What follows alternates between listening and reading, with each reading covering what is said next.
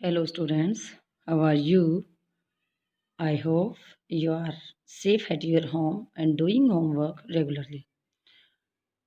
हमने our past का chapter 4 start किया, जिसका फर्स्ट पार्ट हम पहले रीड करवा चुके हैं। अब इसका सेकंड पार्ट हम रीड करेंगे। फर्स्ट पार्ट में हमने ट्राइबल्स, डिकूज और विजन ऑफ गोल्डन एज की स्टार्टिंग में क्या रीड किया कि हमने बिरसा मुंडा के बारे में रीड किया, जी कहाँ देखा गया था, छोटा नागपुर के झारखंड गांव के अंदर। तो कैसा माना गया था उसके पास मिरेकल्स पावर्स, यानी कि अद्भुत पावर्स देखी गई थी, जो बीमारियों को ठीक करता था, अनाज को बढ़ा देता था। इस चैप्टर के बारे में हमने जूम कल्टीवेटर के बारे में रीड किया, हंटर गैदरर के बारे में रीड किया, और जो अपनी ज़रूरतें सारे फॉरेस्ट प्रोडक्ट्स से ही कंप्लीट कर लेते थे। तो कुछ यहाँ एनिमल्स को पालते थे और उनकी केयर करते थे, और कुछ यहाँ आराम से रहकर सेटल्ड होकर कल्टीवेशन करना शुरू कर दिया था। अब क्या हुआ कि इन ट्राइबल सोसाइटी पर जो कॉलोनियल थे, जो ब्रिटिश थे, उन्होंने अपने रूल लागू करना शुरू किया। तो how did colonial rules affect tribals life? कैसे इन अंग्रेजों के रूल्स ने, नियमों ने ट्राइबल्स लाइफ को, यानी आदिवासियों के लोगों के जीवन को प्रभावित किया? तो अब इसके बारे में हम रीड करेंगे। The lives of tribal group change during British rule. जो ट्राइबल्स समूह हैं, आदिवासी समूह हैं, इनकी लाइफ में जो बदलाव आए थे किसके दौरान? ब्रिटिश रूल के दौरान। इसके बारे में हम समझते हैं कौन कौन से चेंज आए थे। What happen to tribal chief? जो आदिवासियों की मुखिया थी, उनके साथ क्या हुआ था? Before the arrival of the British के आने से पहले, अंग्रेजों के आने से पहले, in many area the tribal chief were important people. बहुत सारे स्थानों पर जो आदिवासी समूह के मुखिया थे, वो महत्वपूर्ण आदमी माना जाता था।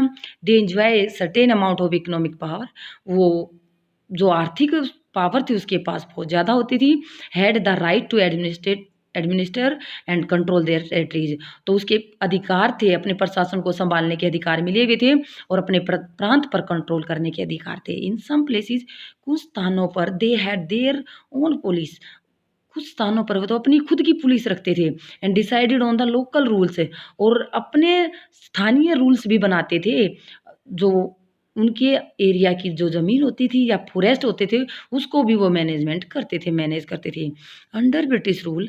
लेकिन अंग्रेज़ों के रूल के बाद function and the power of the tribal chief change. जो कार्य थे मुखिया के या पावर थी, उसमें बदलाव आए। They were allowed to keep their land title over a cluster of village and rent out land. तो क्या अलाउ किया गया उनको कि जो उनकी ज़मीन है, उनके पास जो ज़मीन है, उस पर सभी का अधिकार होगा, किसी एक मुखिया का नहीं, बल्कि पूरे ग्रुप का अधिकार होगा। उसकी जो पावर थी मुखिया की, वो उससे छीन ली गई। But they lost much of their administration power. और प्रशासन की जो शक्ति थी वो भी उसकी से छीन ली गई। Were forced to follow law made by British official India. और क्या दबाव दिया गया कि वो उन्हीं रूल को फॉलो करें जो किसके द्वारा बनाए गए हैं? ब्रिटिश ऑफिशियल के द्वारा, अंग्रेज अधिकारियों के द्वारा भारत में जो रूल बनाए गए वो उन्हीं को फॉलो करें। दे आल्सो हैड टू पे ट्रिब्यूट्स टू द ब्रिटिश। और उन चीफ को क्या कहा गया कि तुम भी पे करो। क्या पे करो? टैक्स पे करो, ट्रिब्यूट्स।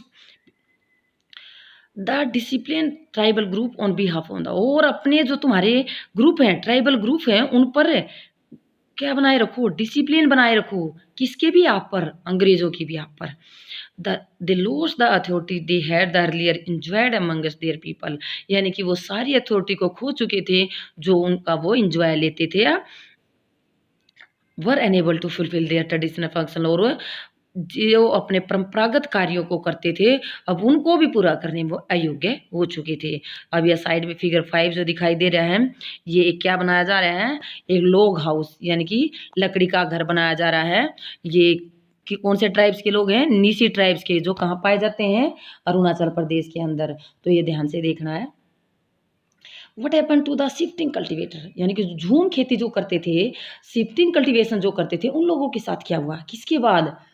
कॉलोनियल रूल के बाद।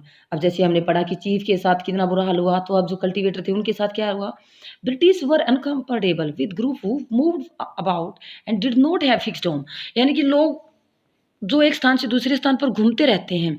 ऐसे लोगों से जो ब्रिटिशर थे, जो अंग्रेज़ थे, वो बहुत ही दुखी थे या अनकम्फ़र्टेबल थे, परेशान थे, क्योंकि उनका कोई फ़िक्स घर नहीं होता था। दे वांटेड ट्राइबल्स, वो ब्रिटिशर क्या चाहते थे कि ये जो ट्राइबल सोसाइटी के लोग हैं, ग्रुप हैं, वो सेटल डाउन, एक स्थान पर रहना शुरू कर दें, बिकम पीसेंट कल्टिवेटर, और क्या बन जाएँ? किसान बन जाएँ, खेती करना शुरू कर दें। Settle peasant were easier to control. क्यों चाहते थे ऐसा ब्रिटिशर? क्योंकि वो कंट्रोल कर सकते थे किस पर? सेटल की पीसेंट पर, जो एक जगह पर किसान रहते हैं, उन पर कंट्रोल करना आसान हो जाएगा। एडमिनिस्ट्रेशन, और उस पर प्रशासन करना आसान हो जाएगा, शासन चलाना आसान हो जाएगा। Then people who were always on the move, लेकिन जो आदमी एक स्थान से दूसरे स्थान पर जाता रहता है, उनकी बजाय जो एक स्थान पर रहता है, उन पर आसानी से कंट्रोल किया जा सकता है। The British also wanted a regular revenue, और जो अंग्रेज क्या चाहते थे कि जो ट्राइबल सोसाइटी, उनसे रेगुलर लगान लिया जाए। Show they introduce land settlement, इसलिए उन्होंने ज़मीन के क्या बनाए? सेटलमेंट बनाए, बंदोबस्त किए। That is they measured the lands, उन्हें सबसे पहले क्या किया? ज़मीन को मेजर्ड किया। Define the right of each individual of the land, और प्रत्येक आदमी के अधिकार बताए गए, ज़मीन पर किसका अधिकार है ये बताएगा। Fix the revenue demand for the state, और जो रेवेन्यू था, लगान था, वो क्या कर दिया गया? स्टेट की डिमांड के अकॉर्डिंग रखा गया। पहले क्या किया? Measure the land. दूसरी बात, define the rights of. Third बात क्या बनाएगी? जो फिक्स किया गया रेवेन्यू। तो इस प्रकार जो लैंड ओनर थे, उनको भी डिक्लेयर कर दिया कि ज़मीन का मालिक कौन होगा, और दूसरे को टेनेंट्स बनाया गया कि आप ज़मींदारों से ज़मीनें किराए पर लेकर या भत्ते पर लेकर खेती कर सकते हैं। इस प्रकार ब्रिटिश अफोर्ड टू सेटल झूम cultivator was not very successful, लेकिन जो किसान बनाने की कोशिश की जा रही थी, झूम खेती करने वाले लोगों को किस एक जगह रहकर किसान बनाया जा रहा था, उसमें जो अंग्रेज थे ज़्यादा सफल नहीं हो पाए। Settle plough cultivation is not easy in area where water is scarce and soil is dry. तो ऐसी खेती के लिए हलों की ज़रूरत होती थी, तो हल आसानी से प्रोवाइड नहीं हो पाते थे, तो इसको आसान नहीं था जहाँ पर पानी की कमी है और मिट्टी सूखी है। तो जहाँ सूखी होगी मिट्टी, वहाँ पर हल आसानी से नहीं चलाया जा सकता, और जहाँ पानी की कमी होगी, वहाँ भी ज़मीन को हल से अच्छी तरह से जोता नहीं जा सकता था। इनफैक्ट वास्तव में jhum cultivator who took to plough cultivation often suffered.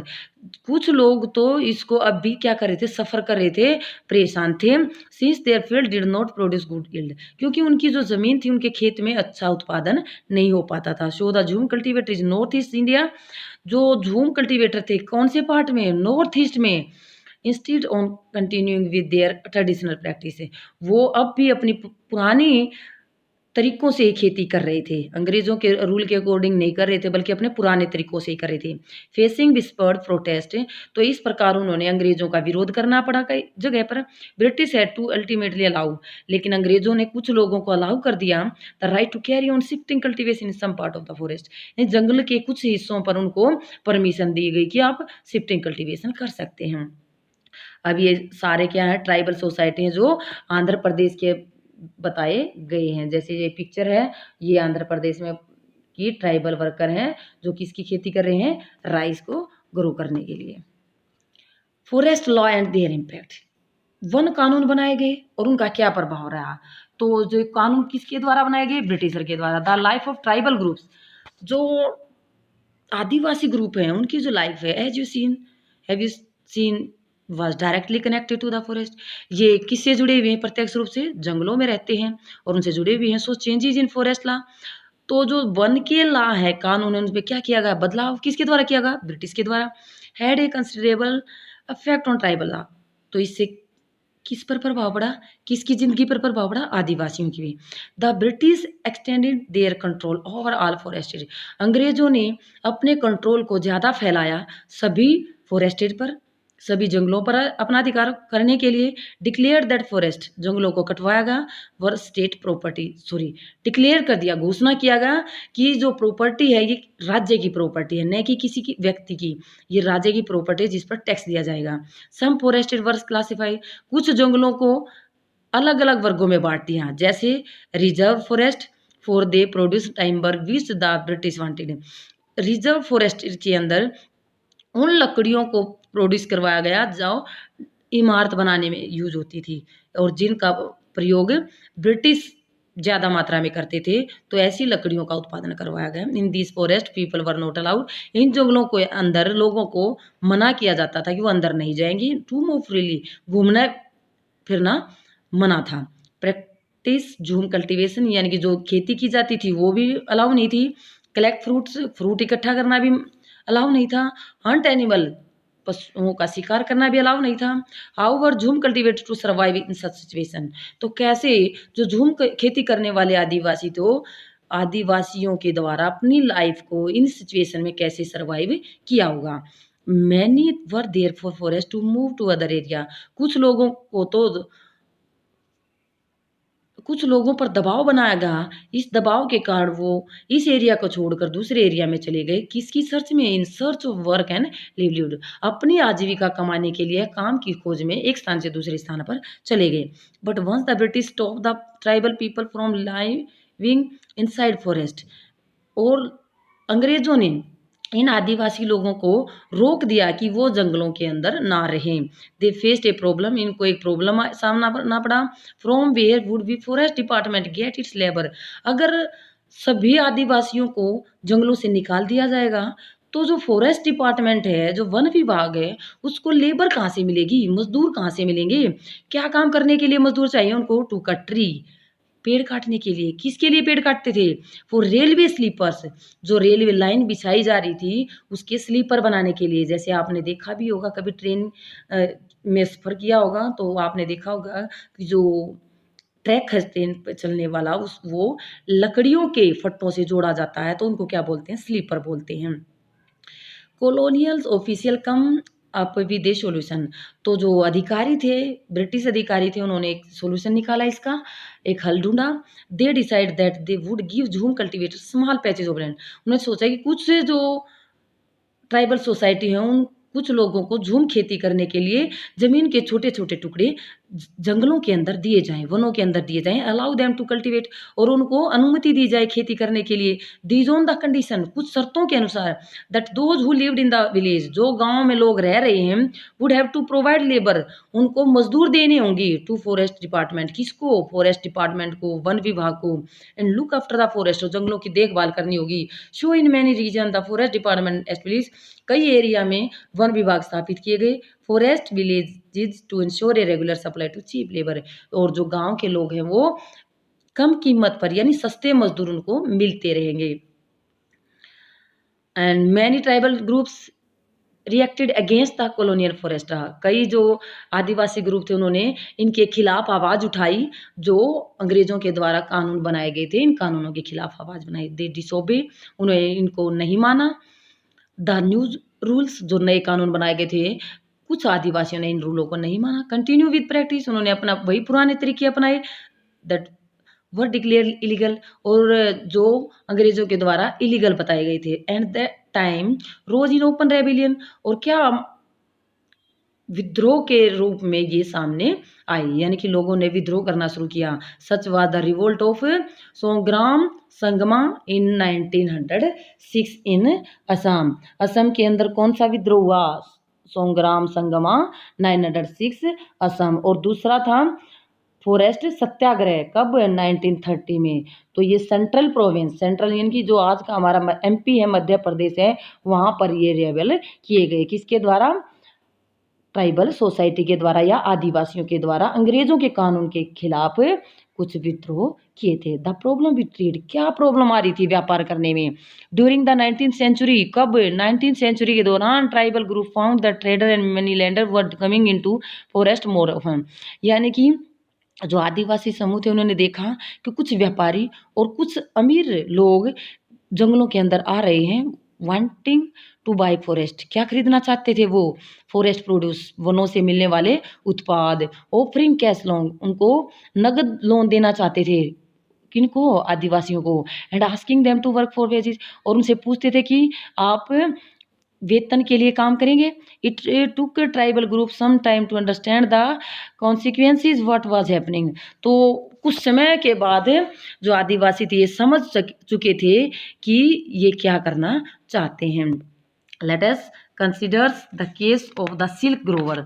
तो अब हम एक मामले के बारे में रीड करेंगे। कौन सा मामला? सिल्क ग्रोवर, जो सिल्क का उत्पादन करते थे। 18th सेंचुरी में Indian silk was demand, Indian Bharat का जो सिल्क था उसकी डिमांड थी यूरोपियन मार्केट के अंदर बहुत ज़्यादा। यूरोपियन मार्केट आप जैसे समझते हैं ब्रिटेन के अंदर, फ्रांस के अंदर, इटली के अंदर और पुर्तगाल, स्पेन, ये बहुत सारे देश थे, वहाँ पर इसकी बहुत ज़्यादा डिमांड थी। The fine quality of Indian silk, Bharat के जो सिल्क था वो बहुत अच्छी क्वालिटी का था। हाईली वैल्यू, जिसकी वैल्यू भी बहुत ज़्यादा थी। Export from India increased rapidly, तेज़ी से इसका एक्सपोर्ट बढ़ रहा था। एज द मार्केट एक्सपेंडेड, इसकी मार्केट फैलती जा रही थी। ईस्ट इंडिया कंपनी ऑफिशियल, जो ईस्ट इंडिया कंपनी के अधिकारी थे, try to encourage silk production, वो किसकी कोशिश में लगे हुए थे कि सिल्क का उत्पादन और ज़्यादा बढ़ाया जा सके। To meet the growing demand, जिसको जो मांग थी पूरा किया जा सके। हजारीबाग, प्रेजेंट डे झारखंड, आज हम जिस स्टेट झारखंड के बारे में पढ़ रहे हैं उसका एक एरिया है Hazaribagh. Was an area where the Santhal reared cocoon, वहाँ जो संथाल ट्राइबल सोसाइटी थी वो किसको पालती थी? कोकोन्स को पालती थी। The trader dealing in silk rain sent in their agent who gave loan to tribal people and collect the कोकोन्स।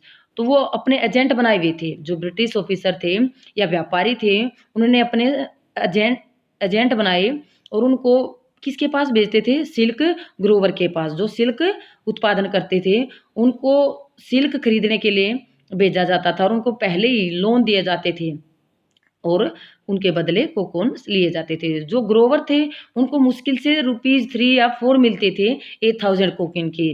These were then exported, जब इनको बाहर भेजा जाता था, कहाँ पर? बुर्दवान में और गया में, तो दे वर सोल्ड एट 5 टाइम, वहाँ इसको 5 गुना ज़्यादा कीमत पर बेचा जाता था। दाम मिडलमैन यानी बिचौलिया, यानी कि जो ग्रोवर से लेकर सामान को और किसको बेचता था?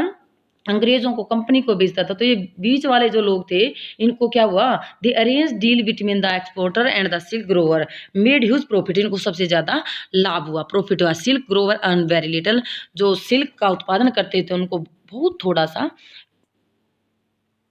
लाभ हुआ या बहुत थोड़ा कमा पाते थे। Understandably many tribal group saw the markets and the trader as their main enemy, इस प्रकार जो व्यापारी थे या जो बाजार था उनको अपना क्या मानते थे? दुश्मन मानते थे कि ये लोग हमारे लिए क्या हैं? दुश्मन हैं। इस प्रकार साइड में आप ये वोमेन देख रहे हैं, मैट बना रही है, डोमेस्टिक वर्क, ये घरेलू काम के लिए यूज किया जाता है। अब ये साइड में आप देख रहे हैं कि जो ट्राइबल सोसाइटी के लोग थे, जो जंगलों के अंदर इनका काम ख़त्म हो गया था, तो इन्होंने दूसरे एरिया में जाकर कोल माइन में जाकर काम कर शुरू किया था। ये बिहार के अंदर कोल माइन है 1948 के अंदर। तो 50% जो माइनर हैं जरिया और रानीगंज जगह पर पाई जाती है, यहाँ ये आदिवासी लोग आकर अपना काम करते हैं। तो 1920 में आसपास 2000 worker every year the koyla mine India, भारत के अंदर 2000 वर्कर हर साल मारे जाते हैं। सर्च ऑफ फॉर वर्क, किसकी सर्च में? काम की तलाश में। The plight of the tribal who had to go far away from their homes in search for work was even worse, यानी कि ये ट्राइबल सोसाइटी, ये आदिवासी लोग जब इनके जंगलों से जो फॉरेस्ट प्रोड्यूस होता है वो मिलना बंद हो गया, तो ये काम की खोज में एक स्थान से दूसरे स्थान पर चली गई। From the late 19th century tea plantation, किसके बाग लगाए गए? चाय के बागान लगाए गए। स्टार्टिंग कमिंग अप, शुरू हो चुके थे, एंड माइनिंग बिगेम, और कोयला खदान का काम भी शुरू हो चुका था। इंपॉर्टेंट इंडस्ट्रीज, जो महत्वपूर्ण उद्योग हैं उनके लिए। Tribal were recruited in large numbers of to work tea plantations of Assam, Assam के जो बड़े बड़े चाय के बाग थे उनके लिए भर्ती किया जाता था इन आदिवासी लोगों को बड़ी ज़्यादा संख्या में। एंड कोयला माइंस ऑफ झारखंड, और झारखंड के अंदर जो कोयला खदान है उनके अंदर काम करने के लिए इनको भर्ती किया जाता था। देवर रिक्रूट्स थ्रू द कॉन्ट्रैक्टर, किसके थ्रू इनको भर्ती किया जाता था? जो कॉन्ट्रैक्टर होते थे, अंग्रेजों के कॉन्ट्रैक्टर होते थे, वो पेड देम मिजरली, उनको मुश्किल से थोड़ा सा पैसा देते थे, लो वेजेज यानी कि थोड़ी मजदूरी देते थे। And prevented them from the returning home, और इनको घर वापस जाने से रोकते थे। इनको ये लगता था ब्रिटिशर को कि ये घर वापस चले गए तो वापस नहीं आएंगे। इस प्रकार क्लोजर लुक हम नज़दीक से जाने की कोशिश करेंगे। Through the 20th century tribal group different part of the country rebels, यहाँ अलग अलग पार्ट में क्या हुआ था? अगे अंग्रेजों के अगेंस्ट रेबल किए, विद्रोह किए गए थे, क्योंकि जो फॉरेस्ट लॉ बनाए गए थे उनके कारण लोगों के अंदर बहुत ज्यादा गुस्सा आ गया था। तो ये रेबल कब था? कोल रेबल 1831 से लेकर 32, संथाल रिवोल्ट 1855 के अंदर, बस्तर सेंट्रल इंडिया 1910 के अंदर, और महाराष्ट्र में जो वर्ली रिवोल्ट हुआ था वो 1940 में। किसके नेतृत्व में? बिरसा मुंडा के, जिसके बारे में हमने स्टार्टिंग में बिरसा मुंडा के बारे में पढ़ना शुरू किया था। तो ये किसके द्वारा विद्रोह किए गए थे? ये ट्राइबल सोसाइटी के द्वारा विद्रोह किए गए थे। किसके अगेंस्ट? अंग्रेजों के against.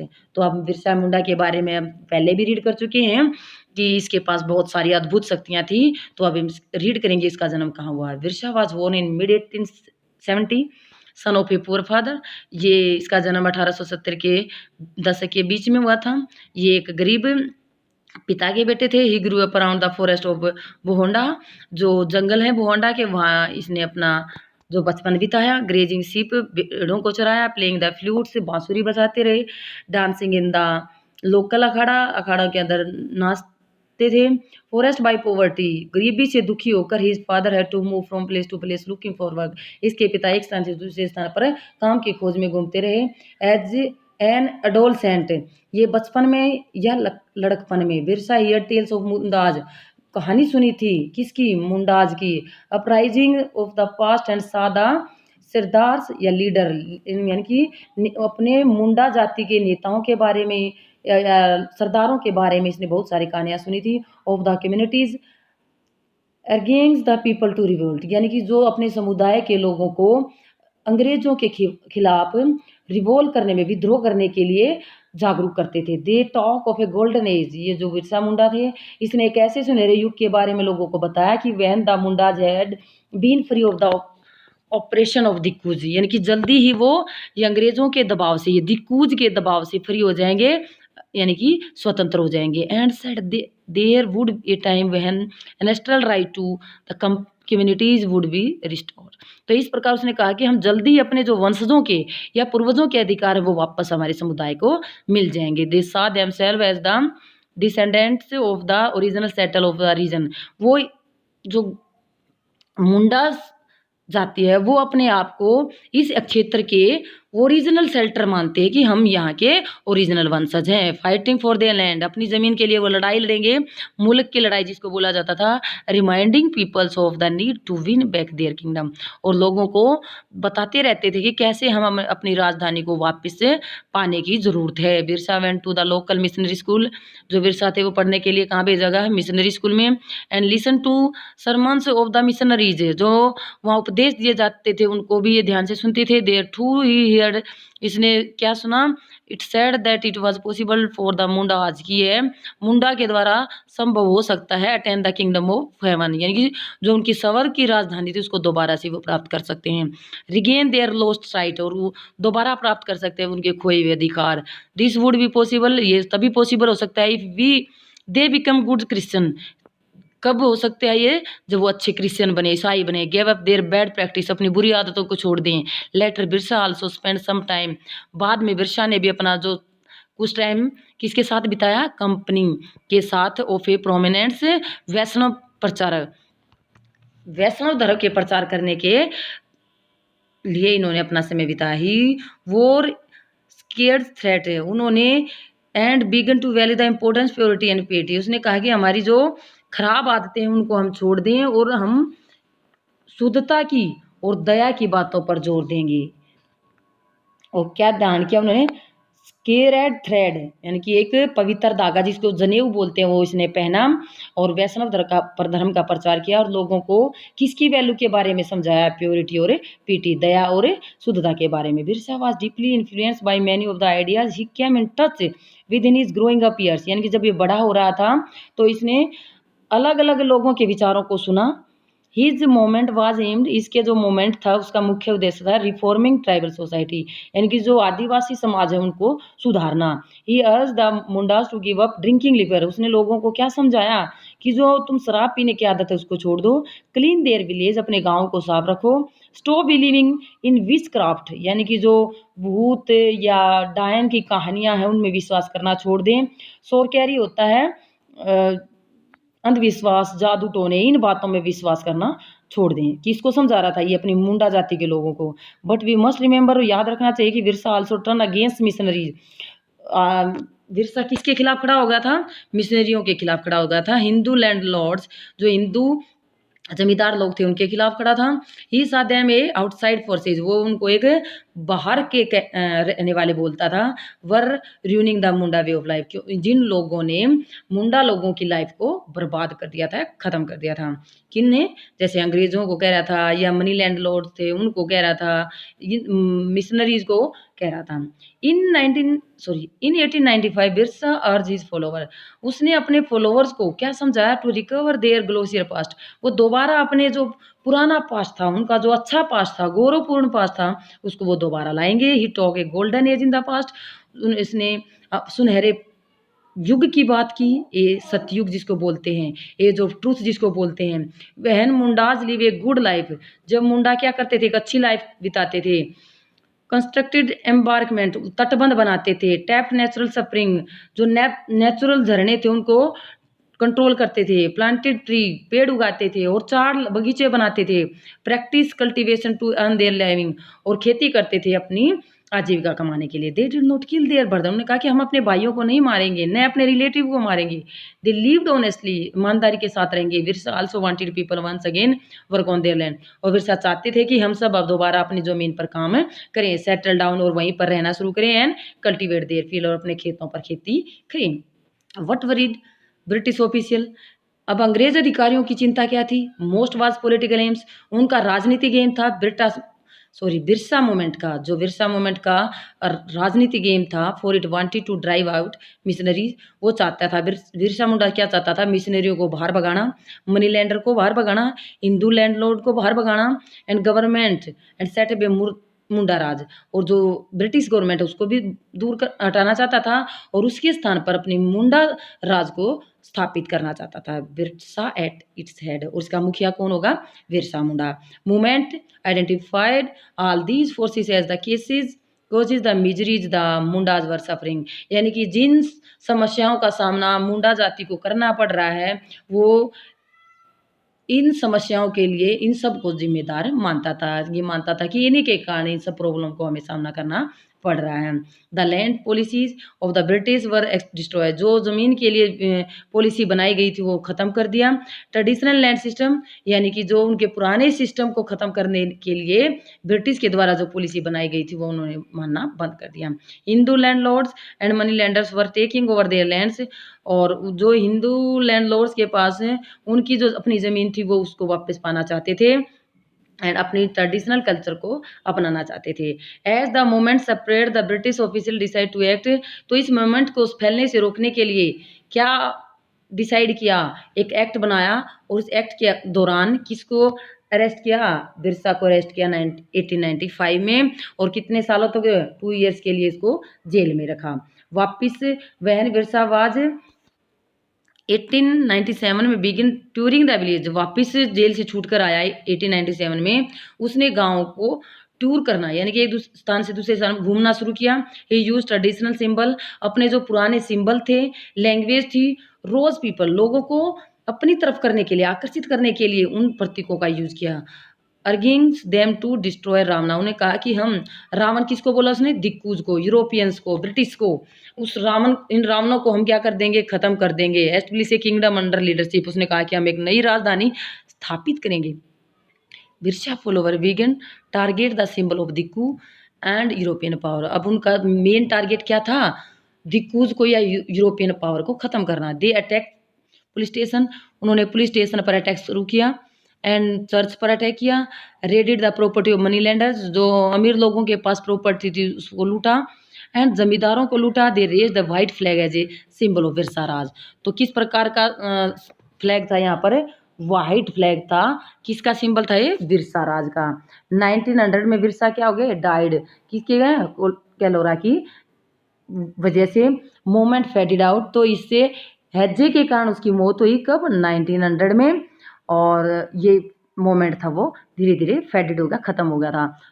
The moment was significant list two year, अब फिर भी ये दो मेन बातें इसकी सामने आई मूवमेंट की। First, it forced the colonial government to introduce law so that the land of the tribal could not be easily taken over by the Coos। तो पहले ऐसे कानून बनवाए गए सरकार के द्वारा कि कोई भी आसानी से इन ट्राइबल ग्रुप की जमीन को न छीन सके। ये फर्स्ट तरीका था जो बनवाया गया। सेकंड था, it showed once again that the tribal people had to capacity to protest against injustice. उन्होंने कहा कि ये आदिवासी लोग के अंदर इतनी कैपेसिटी होनी चाहिए कि वो अन्याय के खिलाफ प्रोटेस्ट कर सके, विद्रोह कर सके and express their anger against colonial rule, और अंग्रेजों के खिलाफ अपने जो गुस्सा है उसको जाहिर कर सकें। They did this in their own specific way. इस प्रकार कोई स्पेशल तरीका नहीं अपनाया गया था। Inventing their own ritual and symbolling of struggle. इस प्रकार उन्होंने अपने ही कुछ रस्म रिचुअल रिवाजों को भी इस काम को पूरा करने के लिए या स्ट्रगल को पूरा करने के लिए यूज किया था। सो हमारा चैप्टर कंप्लीट हुआ। आपने वीडियो को ध्यान से सुनना है और लेसन को अच्छी तरह से समझना है। Okay students.